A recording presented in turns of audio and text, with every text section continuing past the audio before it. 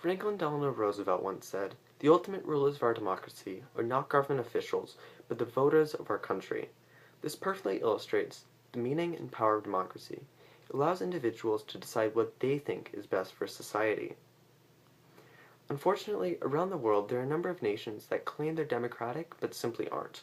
They say they represent their people, but they're plagued with issues that make it clear they don't. A prime example of this is the nation of Azerbaijan. Currently in that country, opposition candidates have little chance against incumbents. There's censorship of people and ideas, and 58% of polling stations have major issues.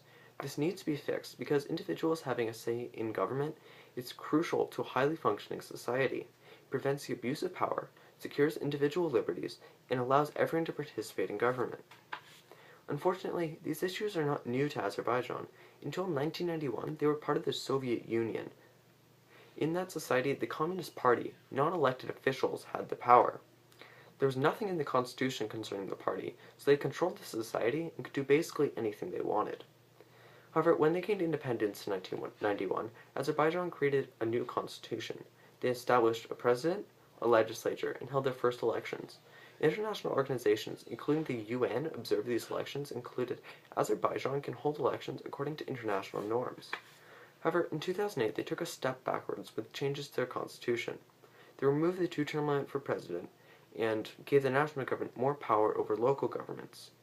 This was done by referendum, so the public voted for it, but many of the changes were not clearly expressed to the public or written in a way that hid their true intentions. So clearly things have come a long way since the Soviet Union, but there are still a number of issues that need to be addressed. Now, the best way to fix these issues is to expand freedom of expression.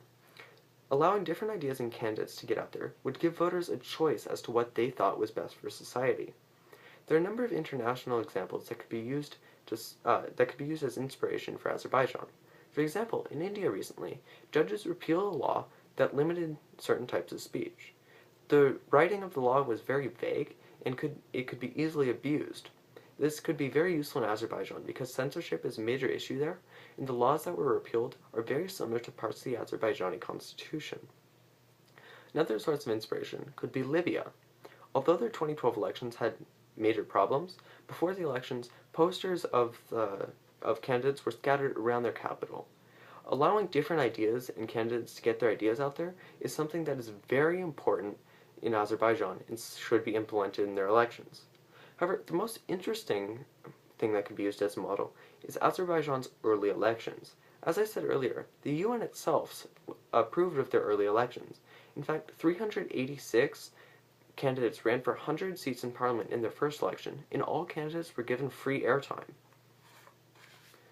Now, currently there are a number of issues with freedom of expression in Azerbaijan. One of the biggest is an article of the constitution that was added in 2008. It limits press because it says that people cannot be filmed, recorded, or photographed without knowledge and consent. Now, this may seem like it encourages safety, and it was presented to the public that way, but in reality, politicians use this to limit the amount of information that can get to the public about them. It makes it so only sources they approve of can reach the public. Now, another issue is censorship. It makes it very difficult for opposition candidates or ideas that go against the government to reach the general public.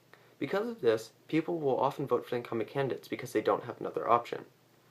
Now, another issue is the imprisoning of political opponents or activists. Now, progress seemed to be made on this recently when the president released a number of these people. However, soon after, he rounded up more activists and opponents and imprisoned them, so very little progress has actually been made. Now, this will obviously take time, and there will be many steps before Azerbaijan is representative, but this is the best way to start. If we use Libya, India, and Azerbaijan's own past as examples and models, then we can clearly make good progress in this area. Different viewpoints and different candidates would make it impossible for politicians to ignore the public's voice. Politicians would have to listen to the public or they'd be voted out of office. Because of this, they would have no choice but to listen to what the public was saying.